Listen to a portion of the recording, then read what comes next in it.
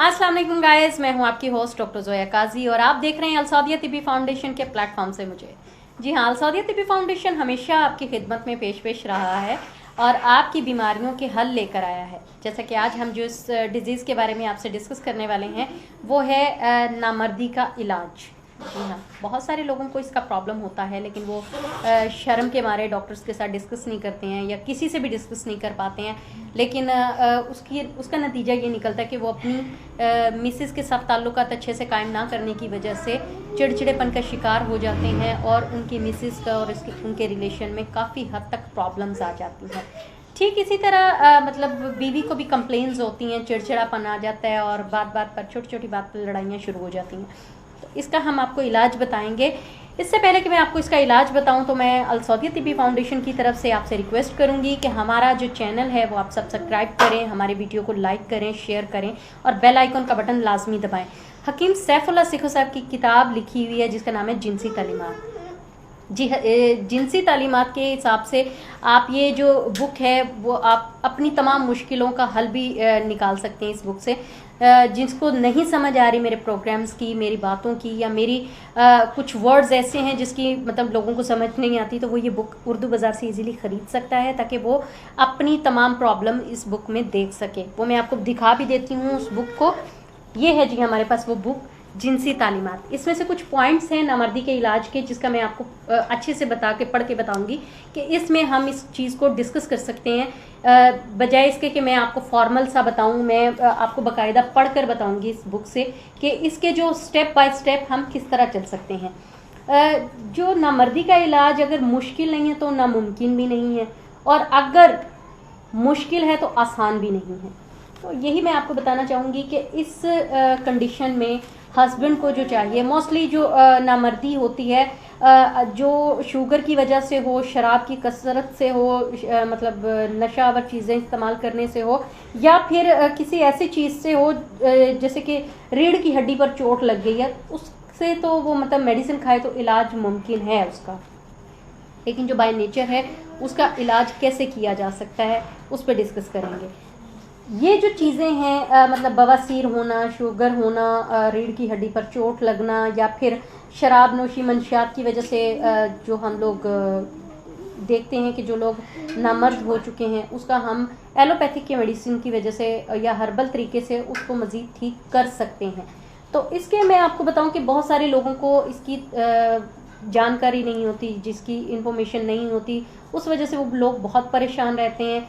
इस वजह से हमें छोटी ही उम्र में अपने बच्चों को, अपने मतलब लड़के लड़कियों को इसकी तालीमात देनी चाहिए ताकि वो बड़े होकर इस चीज़ से घबराएं ना। अगर मुश्किल पेश आ जाती है, समटाइम हम उनके साथ नहीं रहते हैं या उनके साथ कोई बड़ा नहीं रहता है, तो वो इस मुश्किल से बाहर निकल सकें खुद ब खुद, ताकि उन्हें इन्फॉर्मेशन होगी तो वो बाहर निकल सकेंगे। जैसे कि एक छोटी सी एग्जांपल दूंगी। एक डॉक्टर के पास में एक बच्ची आई, जर्मन बच्ची। उसने कुछ बतखें पाल रखी थी जिसमें नर भी थे और मादा भी थे। तो उसने नर और मादा को जिनसी मिलाप करते हुए देखा, तो उस बच्ची को बहुत बुरा लगा। उसने डॉक्टर से कहा, जी मुझे ये नर बतख नहीं चाहिए, ये मादा बतखों को तंग करती है, तो मुझे ये बतखें नहीं चाहिए। जिसके अगेंस्ट उसके माँ बाप ने एक दूसरे को हवन्नक होकर देखना शुरू कर दिया कि भैया अब हम इसका क्या जवाब दें। ऐसे में उनके जो मुलाजिम ने बहुत समझदारी से काम लिया और उसने कहा कि बेटा वो उसको तंग नहीं कर रहा बल्कि वो अंडे बना रहा है। जिससे बच्ची बहुत खुश हो गई कि हाँ भाई, मैंने नर बतख के मामले में गलत सोचा, मुझे नहीं सोचना चाहिए था, इनफैक्ट बहुत ही जल्दी हमें अंडे मिलेंगे। तो वो इस बात से सेटिस्फाइड हो गई। ये था उनका समझाने का तरीका। हम क्या करते हैं, हमारा बच्चा कोई सवाल पूछ ले सेक्स एजुकेशन के हवाले से तो हम उसे बुरी तरह से झिड़क देते हैं, उनका जो कॉन्फिडेंस लेवल है वो बिल्कुल ड्रॉप कर देते हैं, उनको अच्छे बुरे की तमीज़ सिखाना शुरू कर देते हैं। जबकि अच्छे बुरे की तमीज़ यही है कि हम अपने बच्चों को हर तरह की तालीमात की बेहतरीन जानकारी दें, बेहतरीन इन्फॉर्मेशन दें, जिससे उनको बुरा भी ना लगे और उनके सवालों की तस्कीन भी हो सके, उनको मुत्तमिन तसल्ली बख्श जवाब भी मिल सके।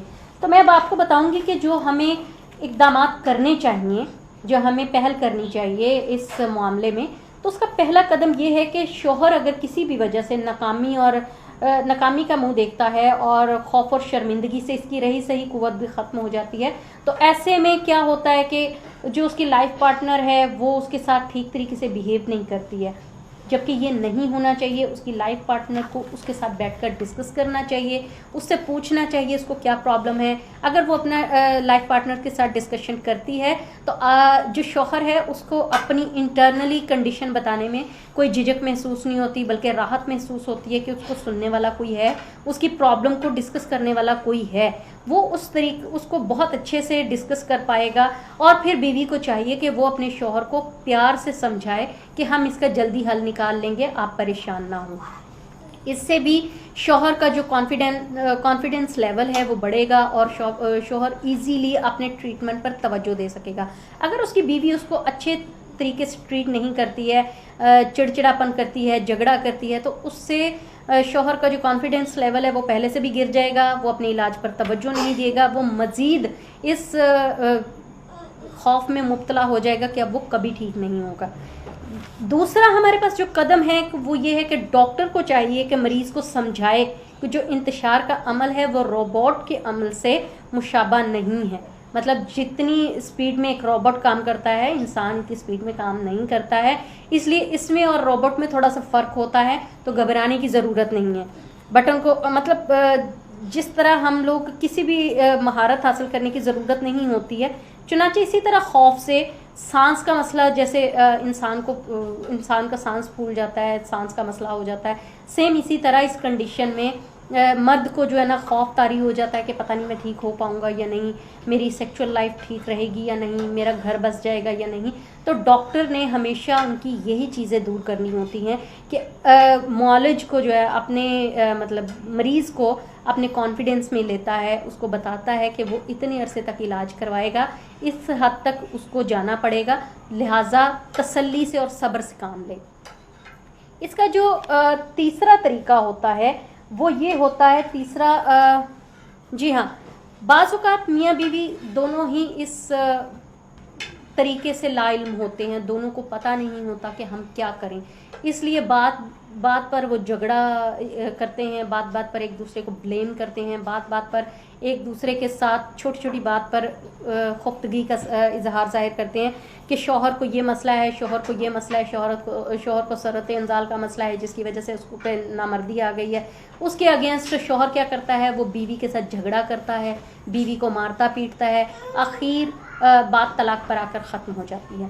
तो तीसरा कदम हमारा यही है कि मियाँ और बीवी को एक अंडरस्टैंडिंग के साथ रहना चाहिए, एक दूसरे के साथ अपनी छोटी से छोटी प्रॉब्लम, इंटरनली प्रॉब्लम डिस्कस करनी चाहिए। मियाँ बीवी का ताल्लुक एक ऐसा है जिसमें अल्लाह ताला ने कोई पर्दा नहीं रखा है।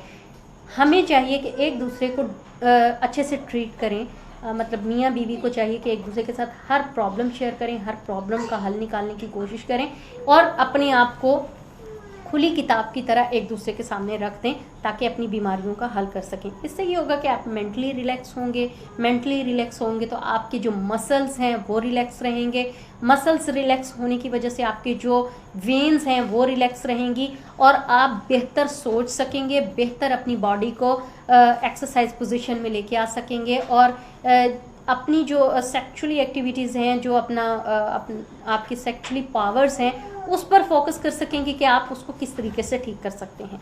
तो जी ये था जनाब हमारा तरीके का।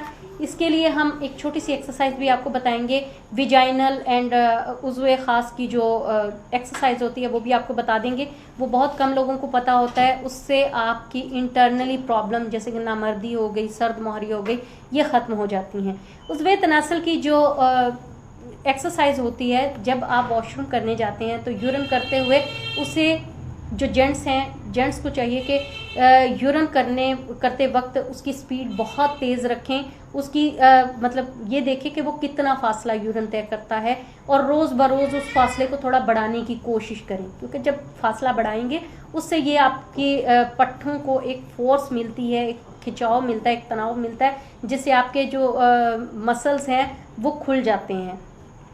दूसरी एक्सरसाइज ये है कि जब आप यूरिन करते हैं उसमें आपको चाहिए कि यूरिन करते हुए उसमें थोड़ा थोड़ा वक्फा दें, 2-3 सेकंड्स का, थोड़ा सा यूरिन करें, फिर 2 सेकंड रोक लें, फिर यूरिन करें, फिर 2-3 सेकंड रोक लें। इस तरह 3 से 4 पार्ट्स में इसको आप कर सकते हैं। इसकी जो दूसरी एक्सरसाइज है वो ये है कि जब आप स्टूल पास करते हैं, मतलब खाना करते हैं, तब तक यूरिन नहीं कर सकते आप, यूरिन को रोक लें।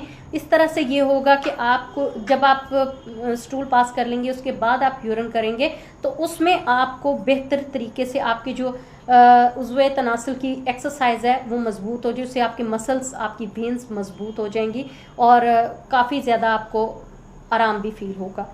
जो तीसरी इसकी एक्सरसाइज है वो रीढ़ की हड्डी से ऊपर वाला हिस्सा और नीचे वाला हिस्से के जो पट्टे हो मतलब पट्टे जिसको हम मसल्स कहते हैं, उन पट्टों का जो खिंचाव और तनाव हम बार बार करते हैं, उससे भी आपको एक्सरसाइज करने से भी आपको काफ़ी मदद मिलेगी। वो कैसे कर सकते हैं? हम अपने पेट को ऊपर की तरफ खींच के सांस रोक सकते हैं, फिर उसका सांस छोड़ते हैं। इस तरीके से आपकी एक्सरसाइज जो होती है वो बेहतर तरीके से हो सकती है। तो ये थी जनाब इनकी एक्सरसाइज। आपको इस तरह एक्सरसाइज ये आप दिन में 4-5 भी कर सकते हैं, पेट वाली एक्सरसाइज, रीढ़ की हड्डी वाली।